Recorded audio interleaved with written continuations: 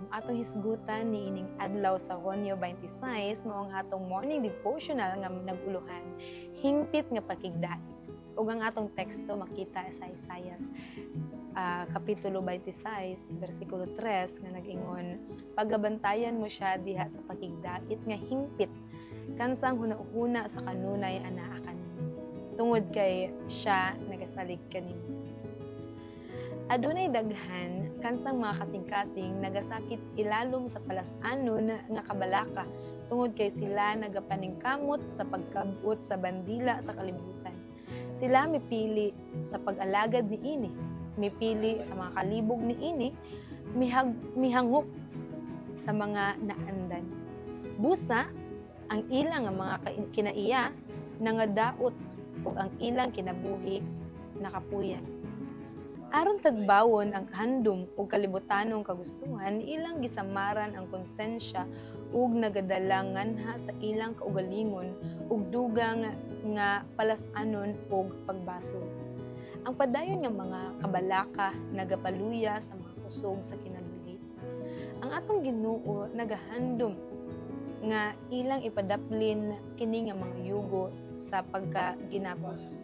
Siya nagimbita kanila sa pagdawat sa iyang yugo. Siya nagaingon, kay ang akong yugo masayon, ug magaan ang akong lulan.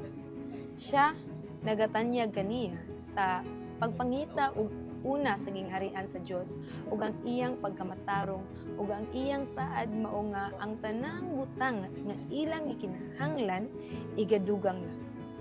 Ang kabalaka buta, ug dili makahibalo sa ugma. Apan si Jesus nakakita sa katapusan gikan sa sinugdan. Sa tanang kalisod siya adunay iyang dalan nga giandam aron sa paghumpay. Ang atong langitnong Amahan adunay linibo ka mga paagi aron igahatag kanato nga kita wala nakahibalo. Kadtong mudawat sa usa ka prinsipyo sa pagpalabaw sa pag-alagad ug pagpasidungog sa Dios, makakita sa pagkawala sa mga kalibog ug usa ka hapsay nga agianan nganha sa ilang mga tiil. Sulod sa kasing-kasing ni Kristo, diin nagapuyo ang hingpit nga pagkaangay uban sa Dios, adunay hingpit nga pakigdait. Wala siya nalipay sa pag-uyon ni nag-uul sa pagsupak ug kaluya. Taliwala sa labing dagkong pagsupak ug sa labing mabangis nga pagpahamtang siya sa gihapon adunay maayo nga kaikag. Ang matuod nga kalipay makapalgan diha sa pagkakat-on kang Kristo. Kadtong nagadawat kang Kristo sa iyang pulong ug magatugyan sa kalag ngadto sa iyang pagbantay, ang ilang kinabuhi sa iyang pagpahiluna makakaplag ug pakigdait ug kalinaw. Walay butang sa kalibutan nga makapag-uol kanila kung si Jesus ang magalipay kanila pinaagi sa iyang presensya. Mag-ampo ta mga kapaglaom. Among Amahan nga balaan among gikalipay pagmaayo ang pagpahinumdum nimo kanamo nga labaw sa tanang mga butang nga magahatag kanamong temporaryo nga kalipay niini kalibutan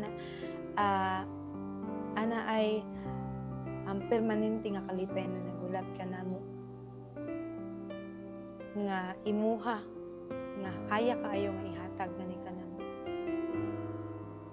Apan ang amo ang mga mata buta Ginoo, ikaw nasayod ni ana. Dili namo kaya makita ug dili namo kaya sa amo ang tawhanon nga hunahuna og kasing-kasing nga isalig kanimo ang tanan. Maong amo ang hangyoon nga na kanimo nihintaknas kabuntagon nga ikaw puyo sa among kasing-kasing ug hunahuna sa tibok adlaw ikaw magpahinumdom kanamo nga